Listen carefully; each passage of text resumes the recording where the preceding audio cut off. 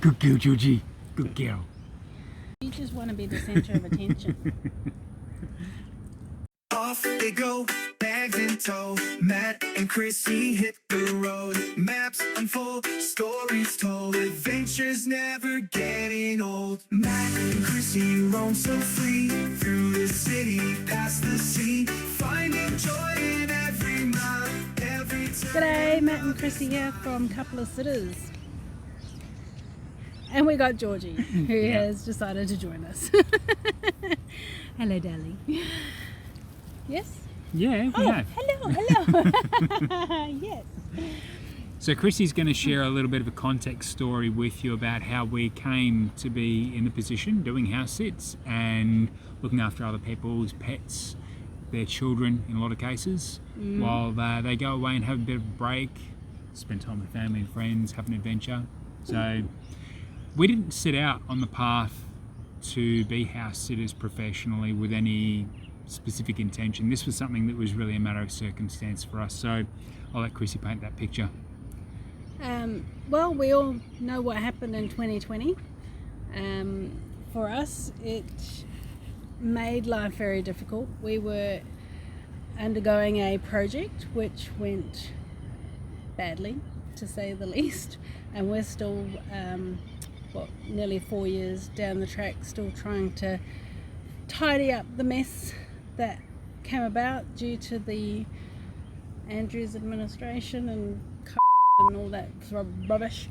Anyway, long story short, we found ourselves in a very difficult financial position and we had to make some very hard decisions. One of the benefits that came out of 2020 was that our work life changed dramatically, as did for many people, and we were able to work remotely, and that kind of brought us onto the path of, well, if we don't have to be in any one location to go to work, where do we want to be? And for a long time we've been wanting to have pets, but we also love to travel, and so having our own pets has always been put off because we didn't like the idea of leaving a pet at home or putting them into a kennel or cattery, and so for us it just didn't work. And so when challenging financial times struck, we thought, well, hold on, everybody else who has pets has the same predicament, maybe we could help them.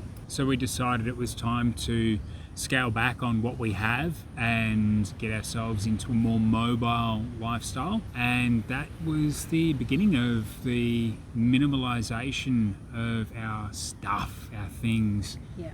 Wow, that was a journey. Yes, absolutely.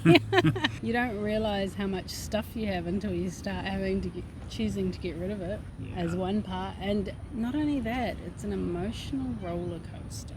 I've lived basically 2 lives, and having to really say goodbye to all the stuff I'd accumulated from the first life and the second life. It was hard, but it has gotten easier over time. It wasn't something that happened overnight by any stretch of the imagination, and we're still getting rid of stuff, which is interesting. Our house sitting has also helped us to realize what is essential and what's not, and our goal is to get down to just having 2 backpacks, which includes obviously the clothes that we wear every day. Pretty much, yes. Got my backpack with my clothes, and I've got my laptop for working. I can be anywhere, I can be wherever I want, and that's really worked well for us. So that's the life that we're now living, and as you follow us, you'll see that there's going to be an even bigger step in relation to the evolution, which, look, for a lot of people who are trying to cut back and live a minimalist, potentially backpack style life, it can be confronting, offloading a lot of those things. So circumstances pushed us into a situation where we had to do this. We're both working full time and we're both grinding outside of our full-time work, and there still wasn't enough coming in to be able to keep everything flowing the way that it needed to. So we had to do things to increase our earning capacity and to make our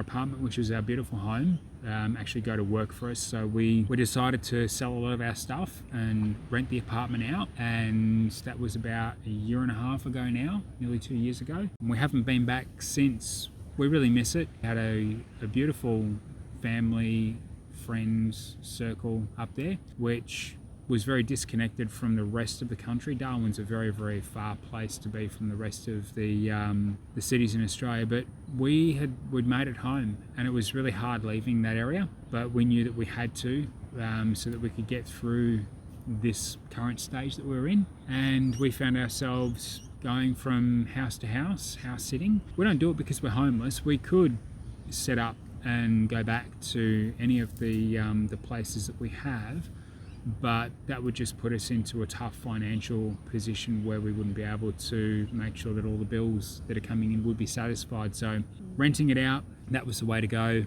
Yeah, we're not telling people this to make you feel sorry for us or anything like that. It's just there seems to be an interesting perception around how house sitters do what they do because they're trying to bludge off people, and that's not true. A lot of people who choose to do this, there's a mix of it. People like us, yeah, we fell on hard times and we were looking for opportunities. We didn't want to go on the street. That's just not even an option for us. We also wanted to help people, and we've fallen in love with this experience because we get to live our best lives every day. And yeah, there's been some house sits we've gone to and we're like, oh my goodness, this place is disgusting.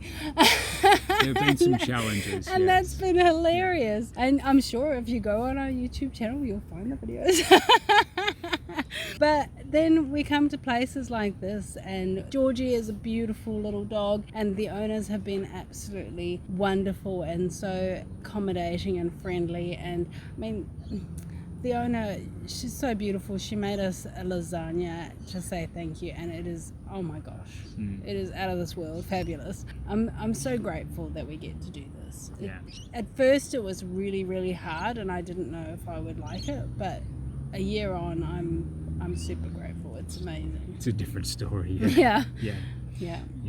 So look, we're going to wrap it up, leave it at that. We just want to give you a bit of context on our journey and how we came to be where we are. We will share a bit more about our journey in relation to rationalising what we have chosen to keep and the minimalism journey, but that's a story for another time. And that's a very long story. Very long. We'll catch you on the next video. Have a great one. See ya. Bye.